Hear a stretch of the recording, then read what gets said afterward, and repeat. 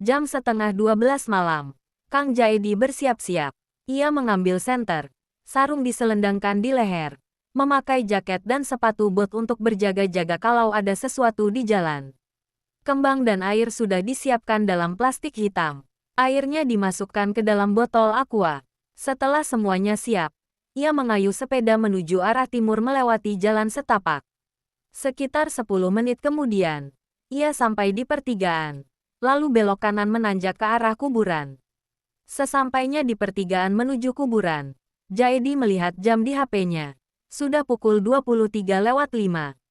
Ia sudah nekat. Jika nanti pocong muncul, ia akan merekamnya dengan HP lalu membagikannya ke status WhatsApp. Benar saja. Begitu masuk area kuburan, Jaedi kaget. Suasananya terasa merinding. Tidak seperti biasanya. Namun ia justru merasa senang. Karena tanda-tanda yang ia tunggu mulai terasa. Ia menyentar lokasi yang sudah ia incar, yaitu gundukan kuburan baru milik kakek Dulmungin. Letaknya sekitar 20 meter di sebelah selatan pohon kepu besar. Setelah menemukannya, terlihat tanahnya masih basah dan banyak bunga. Suara burung malam bersahutan. Sesekali ada kelelawar besar beterbangan. Suasana gelap dan mencekam. Setelah yakin itu kuburan kakek Dulmungin, Jaedi duduk tanpa membaca doa apapun. Air dalam botol disiramkan. Bunga melati dan kantil ditebar di atas kuburan.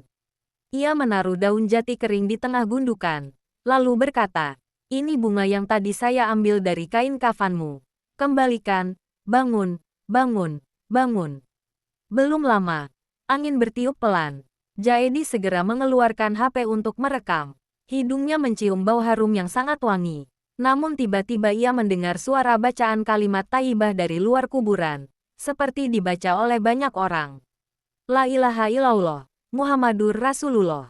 Nadanya seperti mengiringi jenazah menuju pemakaman. Jaedi kaget, bau harum itu hilang. Berganti bau busuk yang menyengat. Ia mencari arah suara, ternyata suara semakin dekat, disertai langkah kaki banyak orang. Jaedi segera berjalan ke arah pintu kuburan. Ternyata dari bawah banyak orang datang membawa obor, lampu darurat, dan senter besar. Di belakangnya ada yang memikul keranda, diiringi banyak orang. Jaedi sangat kaget, ada pemakaman di tengah malam. Ia heran siapa yang meninggal, karena sebelumnya tidak ada kabar. Jaedi tidak menyangka akan ada pemakaman malam itu. Di desa Karangteja, pemakaman malam hari tidak biasa terjadi. Akhirnya Jaedi jadi tidak fokus pada tujuan awalnya. Ia malah bersembunyi di antara makam karena khawatir dicurigai. Ia memperhatikan siapa yang meninggal. Jantungnya berdebar. Saat rombongan pembawa jenazah masuk ke gerbang kuburan, Jaedi sangat terkejut. Yang berjalan di depan adalah mertuanya dan adik iparnya. Di belakang ada istrinya dan kedua anaknya. Supriyono yang baru kelas 1 SMK, dan adiknya Sugiono yang kelas 2 SMP. Yang memikul keranda adalah tetangganya. Bahkan Pak Harno, majikannya, juga ikut memikul. Karena sangat kaget, Jaedi langsung berlari mendekat dan bertanya kepada istrinya. "Mak, siapa yang meninggal?" Namun tidak ada yang menjawab. Semua tetap membaca kalimat thayyibah dengan suara kompak. Istrinya diam, mertuanya juga tidak bereaksi. Aneh sekali, Jaedi seperti tidak dianggap sama sekali. Yang lebih aneh, wajah mereka semua pucat tanpa ekspresi.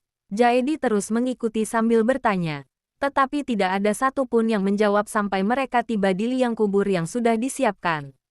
Tubuh Jaedi berkeringat dingin, bingung, sementara semua orang tidak peduli. Saat keranda diturunkan, adik iparnya dan anak sulungnya masuk ke liang untuk menurunkan jenazah. Jaedi semakin penasaran dan mengintip.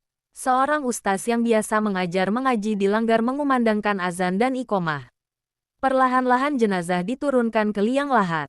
Semua orang diam. Petugas sudah siap membacakan talqin. Jaedi merasa sangat tidak enak. Seperti tengkuknya ditempeli kain basah.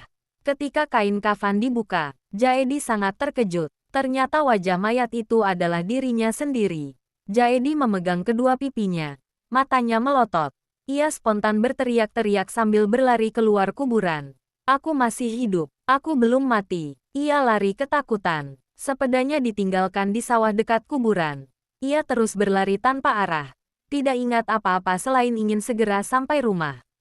Akhirnya ia sampai di halaman rumah dalam keadaan sepi. Jaedi langsung berteriak-teriak membangunkan keluarganya. Tetangga pun ikut bangun karena mendengar teriakannya yang minta tolong. Ketika istrinya keluar bersama anak-anaknya, Jaedi langsung jatuh tergeletak di depan pintu dan pingsan.